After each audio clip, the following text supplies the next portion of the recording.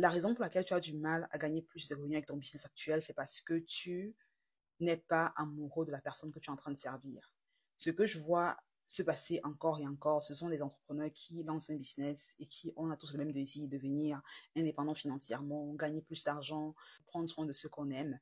Mais cet objectif-là va uniquement être atteint si tu commences par tomber amoureux des personnes que tu sers, tomber amoureux des prospects qui sont face de toi, tomber amoureux des clients qui t'ont fait confiance et leur apporter une expérience phénoménale.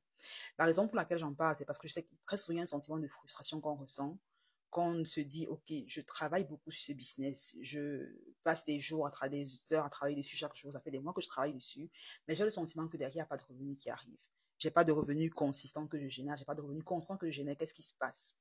Et j'aimerais te demander, est-ce que tu apportes vraiment de la valeur? Est-ce que tu es focalisé beaucoup plus sur ce que tu vas gagner ou les revenus que tu vas gagner ou plus ce que tu apportes comme valeur derrière? D'accord? Parce que le marché, en fait, est très juste. Le marché, lorsqu'on est entrepreneur, on est rémunéré sur la base de la valeur qu'on apporte. Et donc, plus la valeur ajoutée qu'on apporte à notre audience, à la communauté, à nos clients est importante, et plus les revenus qu'on a derrière sont importants. Et donc, si tu te dis, OK, j'apporte de la valeur, je travaille sur ce business, je crée du contenu, je fais des trucs, j'apporte une tonne de valeur.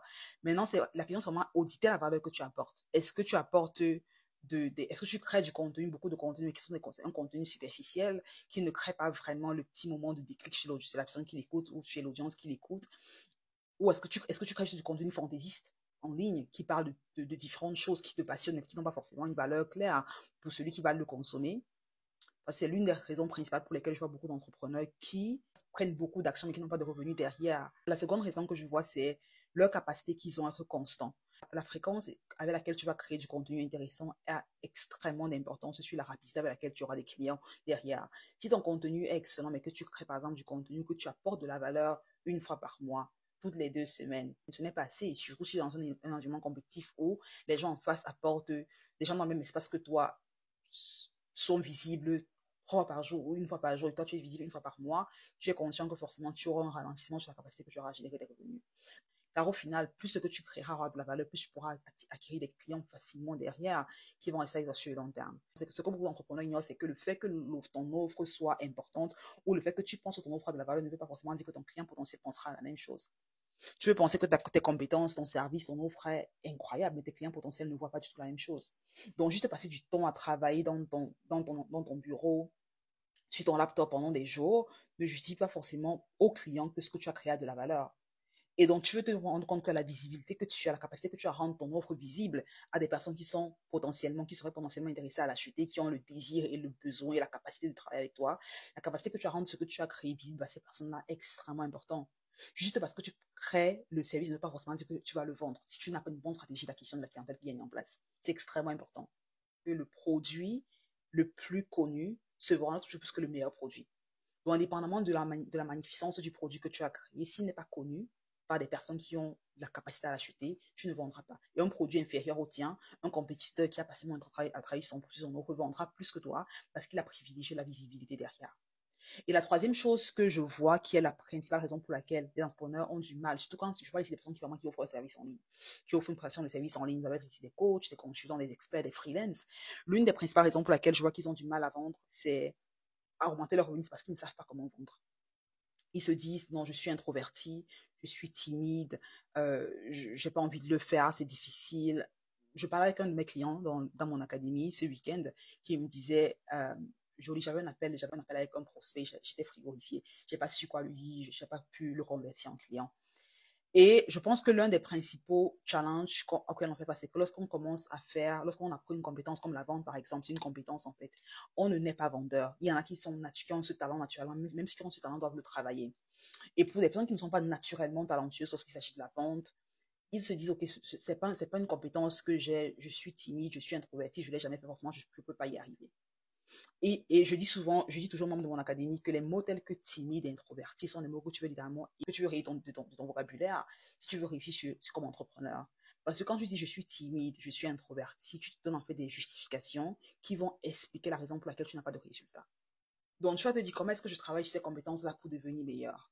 Et donc, avec ce client, ce qu'on a fait, c'est que je lui ai dit, écoute, faisons une simulation c'est une consultante en visibilité en ligne. Elle aide ses clients à augmenter en visibilité sur Pinterest et YouTube. Je lui dis, OK, imagine que je suis un client avec lequel tu parles et vends-moi ton offre de service.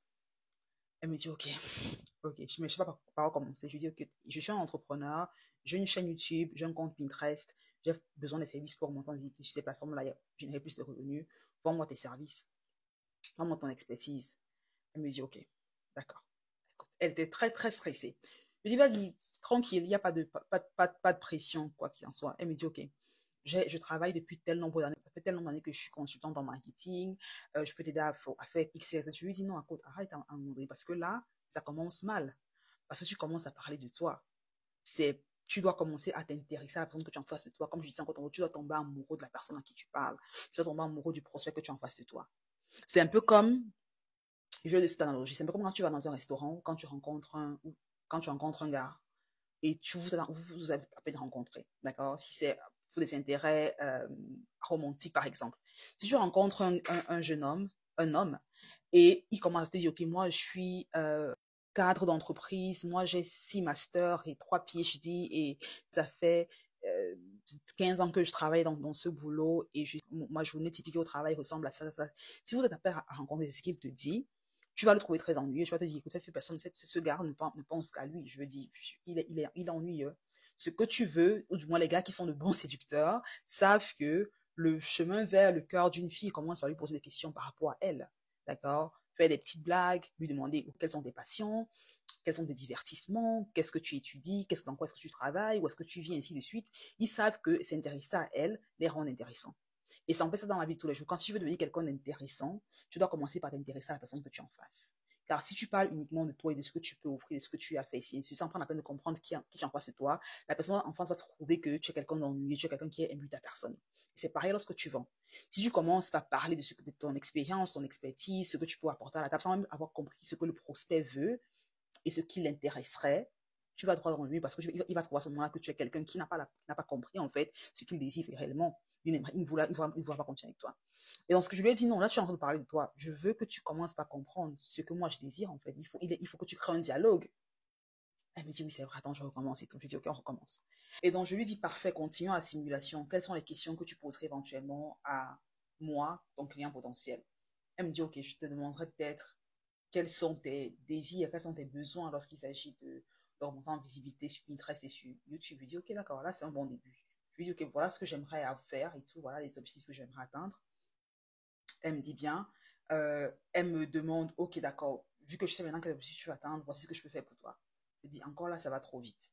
Parce que tu sais ce que je veux atteindre, certes, mais tu ne sais pas encore ce que j'ai essayé de faire. Tu ne sais pas où je suis actuellement, en fait. Parce que si tu me dis, ok, tu sais ce que je veux attendre et automatiquement tu me dis, ok, voilà ce que tu peux faire pour moi, tu n'as pas encore compris quel est le gap entre, ou quel est le fossé entre où je suis et où je veux partir. Et souvent, ce qui se passe très souvent, c'est qu'on assume, on présume qu'on sait ce que le client veut. Et on commence à lui vendre notre offre.